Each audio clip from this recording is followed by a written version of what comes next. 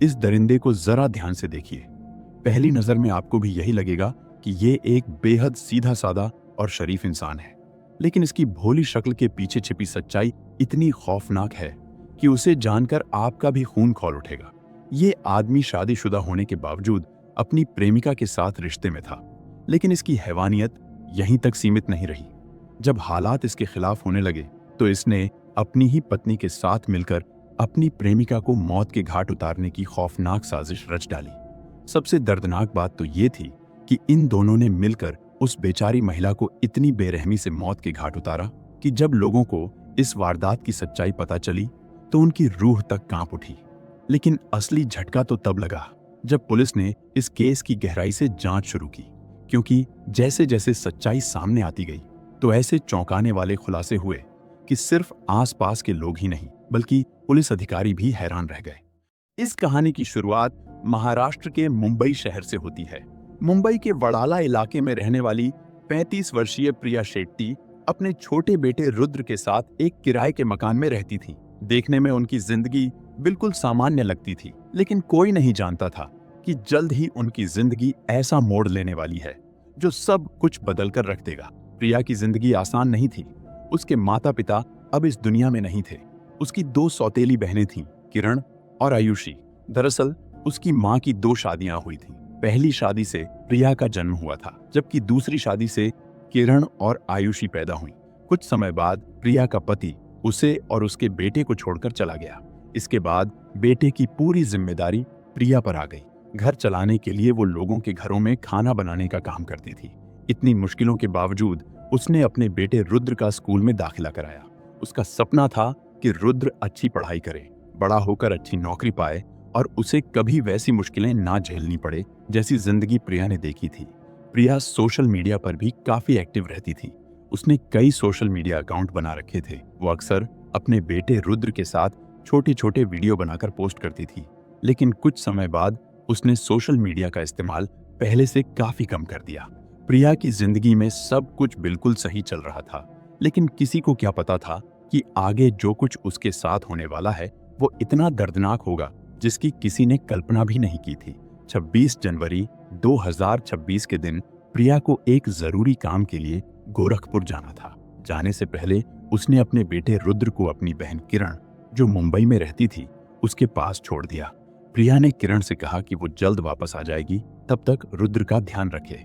किरण ने भी उसे भरोसा दिलाया कि वो रुद्र की अच्छी तरह देखभाल करेगी। दरअसल प्रिया जिस काम के लिए गई थी वो उसके लिए बहुत जरूरी था।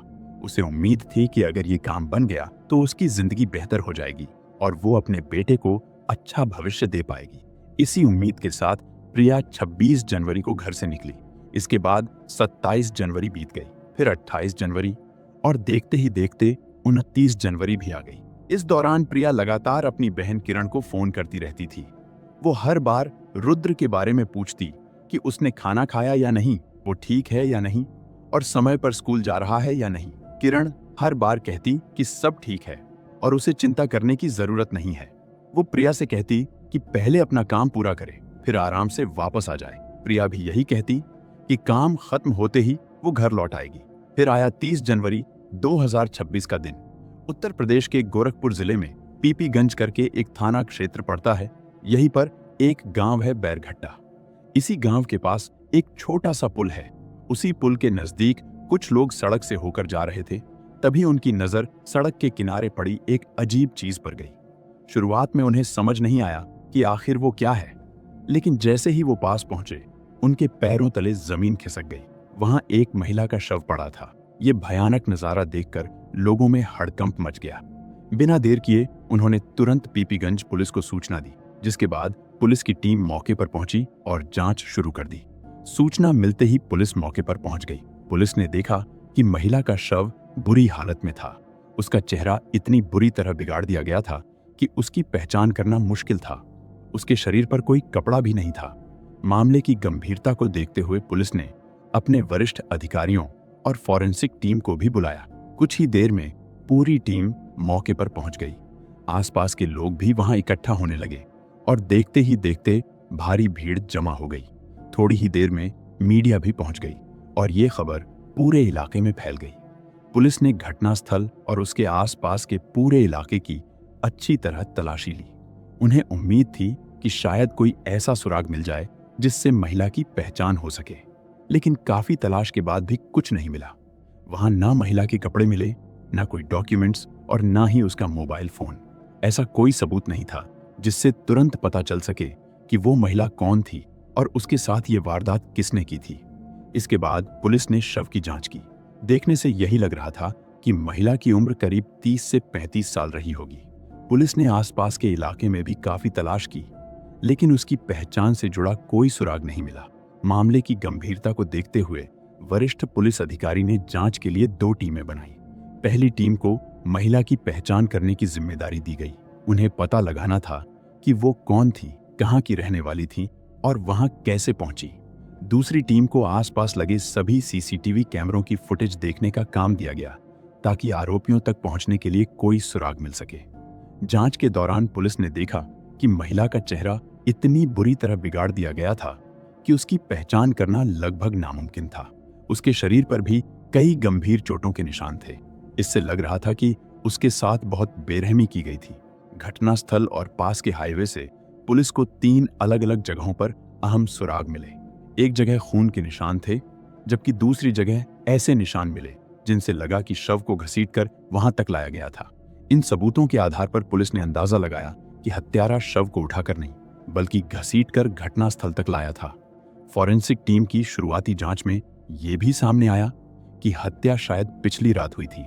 इसके बाद पुलिस ने आसपास रहने वाले लोगों से पूछताछ शुरू की।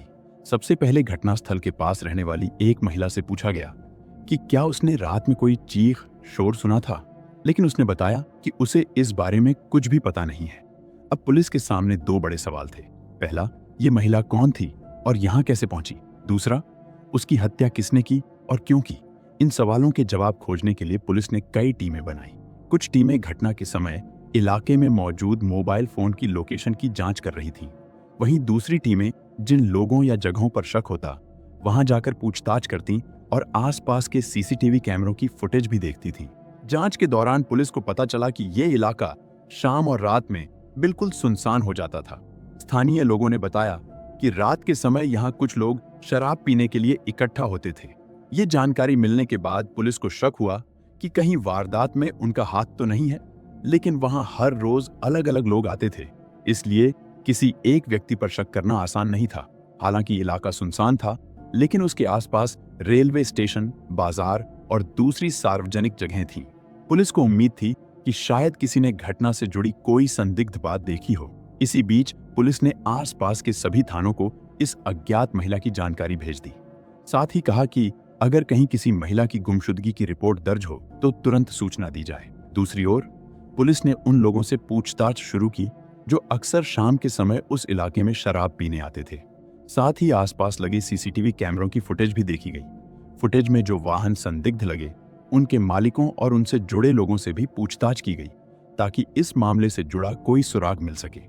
पूछताछ के दौरान जिन लोगों के खिलाफ कोई सबूत नहीं मिला, उन्हें छोड़ दिया गया, लेकिन 2 लोगों पर पुलिस का शक बढ़ता गया।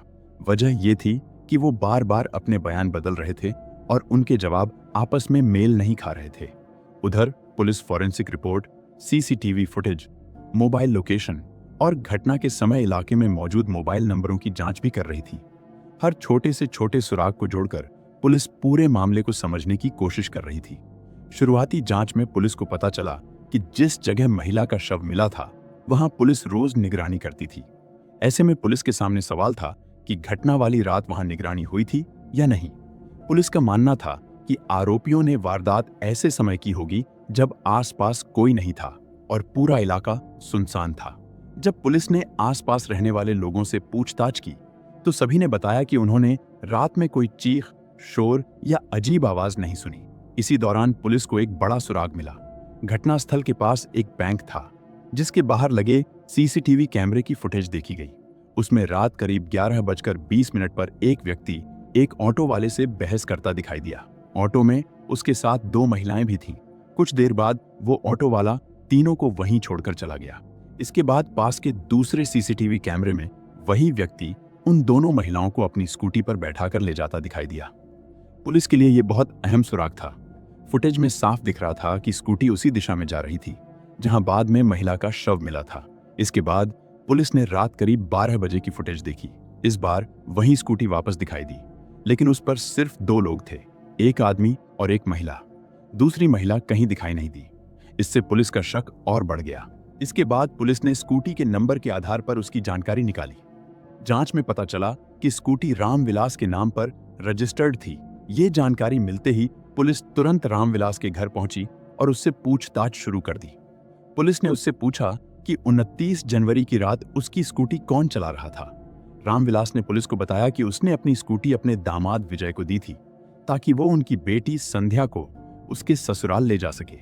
जब पुलिस ने दामाद और बेटी का नाम पूछा तो रामविलास ने बताया कि उसके दामाद का नाम विजय और बेटी का नाम संध्या है। ये जानकारी मिलते ही पुलिस बिना देर किए विजय और संध्या के घर पहुंची। दरवाजा खटखटाने पर संध्या ने दरवाजा खोला।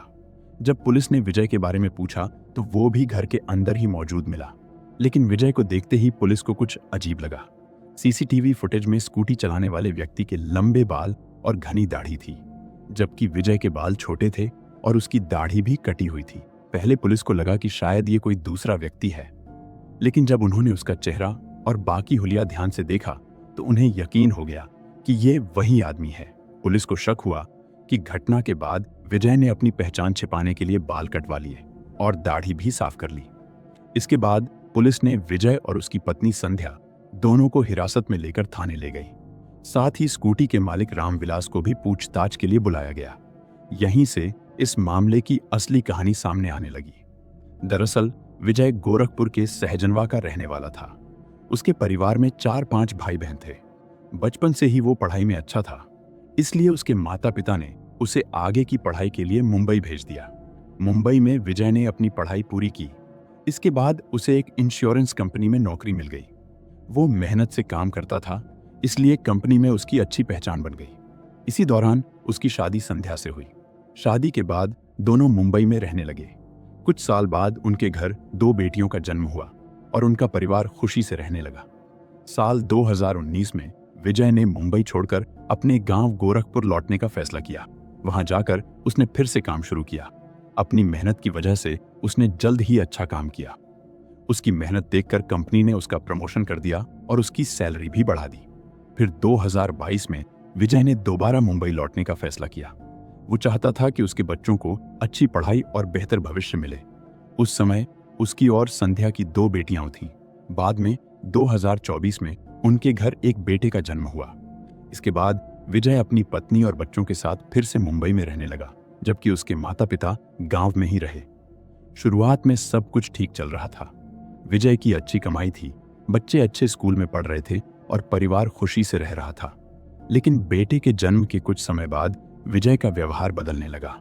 वो देर रात घर आने लगा। उसने अपनी पत्नी संध्या से बात करना भी कम कर दिया था।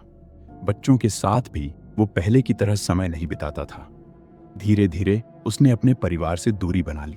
हालात ऐसे हो गए कि वो अपनी पत्नी और बच्चों को अक्सर अपने बड़े भाई के घर छोड़ देता और खुद कई कई महीनों तक घर से बाहर रहता। विजय का बड़ा भाई भी अपने परिवार के साथ मुंबई में ही रहता था। पुलिस पूछताछ में विजय के पिता ने बताया कि 2024 के बाद से विजय ने उनसे भी बात करना लगभग बंद कर दिया था। वो न घर वालों से संपर्क करता था और ना ही अपने परिवार की जिम्मेदारी निभाता था। जब संध्या अपने जेठ के घर रहती थी तो वो अक्सर अपनी परेशानी उनसे बताती थी। वो कहती कि विजय उससे बात नहीं करता, बच्चों का ध्यान नहीं रखता और कई कई दिनों तक घर भी नहीं आता। जब विजय का बड़ा भाई उससे इस बारे में बात करता तो विजय उससे भी झगड़ने लगता। इसी दौरान एक दिन संध्या ने विजय का मोबाइल देखा। मोबाइल में मौजूद कुछ मैसेज और तस्वीरें देखकर वो हैरान रह गई।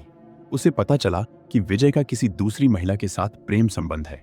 जब संध्या ने इस बारे में विजय से सवाल किया तो उसने पहले बात छिपाने की कोशिश की, लेकिन आखिरकार उसने सच स्वीकार कर लिया कि उसका दूसरी महिला के साथ रिश्ता है। इसके बाद विजय ने पूरी बात बताई। उसने कहा कि 2012 में उसे एक इंश्योरेंस कंपनी में नौकरी मिली थी। उसकी कमाई इस बात पर निर्भर करती थी कि वो कितने नए ग्राहक और एजेंट जोड़ता है। जितने ज्यादा लोग जुड़ते उसे उतना ही ज्यादा कमीशन मिलता था। इसी दौरान उसकी कंपनी में प्रिया नाम की एक लड़की काम करने आई। विजय ने अखबार में नौकरी का एक विज्ञापन दिया था। उसी विज्ञापन को देखकर प्रिया ने उससे संपर्क किया और उसके साथ काम शुरू कर दिया। प्रिया बिल्कुल अकेली थी। उसके माता पिता नहीं थे और उसका कोई ऐसा अपना भी नहीं था जिस पर वो भरोसा कर सके। ऐसे में विजय ही उसका सहारा बन गया। शुरुआत में विजय अपने बड़े भाई के साथ रहता था, लेकिन कुछ समय बाद उसने किराए का अलग घर ले लिया। धीरे धीरे विजय और प्रिया साथ रहने लगे। फिर 2013 में विजय को पता चला कि प्रिया गर्भवती है। उस समय दोनों की शादी नहीं हुई थी। दूसरी ओर विजय के परिवार को यह भी नहीं पता था कि वो किसी लड़की के साथ रह रहा है। इसीलिए विजय ने फैसला किया कि अब वो प्रिया से शादी कर लेगा। कुछ समय तक विजय प्रिया के साथ रहा, लेकिन एक दिन वो बिना कुछ बताए उसे छोड़कर चला गया। विजय के अचानक चले जाने से प्रिया को गहरा सदमा लगा। इसके बाद वो सीधे पुलिस स्टेशन पहुंची और विजय के खिलाफ शिकायत दर्ज करा दी। शिकायत के बाद पुलिस ने दोनों को बुलाया और समझाया कि अगर वो साथ रह रहे हैं तो उन्हें अपनी जिम्मेदारियां निभानी चाहिए। इसके बाद विजय फिर से प्रिया के साथ रहने लगा, लेकिन पुलिस के अनुसार विजय का उसके साथ रहने का कोई इरादा नहीं था। वो सिर्फ दिखावे के लिए उसके साथ रह रहा था। कुछ समय बाद प्रिया ने एक बेटे को जन्म दिया, जिसका नाम रुद्र रखा गया। बेटे के जन्म के समय विजय अस्पताल तो पहुंचा, लेकिन उसके बाद भी उसके व्यवहार में कोई बदलाव नहीं आया। वो पहले की तरह ही प्रिया से दूरी बनाए रखता था। बच्चे के जन्म के बाद प्रिया ने नौकरी छोड़ दी। अब घर का सारा खर्च विजय उठाता था। धीरे धीरे पैसों की वजह से दोनों के बीच झगड़े होने लगे। आखिरकार 2014 में विजय एक बार फिर बिना कुछ बताए प्रिया को छोड़कर चला गया। इस बार प्रिया ने तय कर लिया कि वो अपने बेटे रुद्र की परवरिश अकेले करेगी। इसके बाद वो दूसरे किराए के घर में रहने लगी और दोबारा काम शुरू कर दिया, ताकि अपने और अपने बेटे का खर्च खुद उठा सके। उधर विजय अपने गांव लौट गया। वहां उसके परिवार ने उसकी शादी संध्या से तय कर दी। विजय के परिवार को यह नहीं पता था कि वो पहले प्रिया के साथ रह चुका है और उनका एक बेटा भी है। प्रिया के बारे में उन्हें कोई जानकारी नहीं थी। इसके बाद विजय वापस मुंबई लौटा और कोर्ट में प्रिया से तलाक लेने की अर्जी दाखिल कर दी। लेकिन तब तक प्रिया अपना पुराना घर छोड़ चुकी थी। ऐसे में कोर्ट की ओर से भेजे गए तलाक के नोटिस उसके पास कभी नहीं पहुंचे। विजय को भी प्रिया का नया पता नहीं मालूम था। इसी कारण तलाक की कानूनी प्रक्रिया आगे नहीं बढ़ सकी। इस तरह विजय और प्रिया का तलाक कभी कानूनी रूप से नहीं हो सका। लेकिन विजय को लगा कि उसके पुराने रिश्ते के बारे में किसी को पता नहीं चलेगा। यही सोचकर उसने संध्या से शादी कर ली। शादी के बाद वो कुछ समय तक गांव में रहा, फिर दोबारा मुंबई लौटकर नौकरी करने लगा। फिर साल 2024 में एक दिन विजय सोशल मीडिया देख रहा था। तभी उसकी नजर प्रिया के एक वीडियो पर पड़ी। वीडियो देखते ही उसे अपनी पुरानी जिंदगी की यादें ताजा हो गईं। उसने तुरंत प्रिया को मैसेज भेजा और प्रिया ने भी उसे पहचान लिया। तब तक उनका बेटा रुद्र भी काफी बड़ा हो चुका था।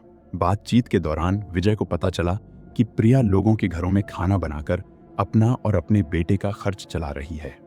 ये जानकर उसे दुख हुआ। इसके बाद उसने प्रिया और रुद्र की आर्थिक मदद करनी शुरू कर दी और समय समय पर उन्हें पैसे भेजने लगा।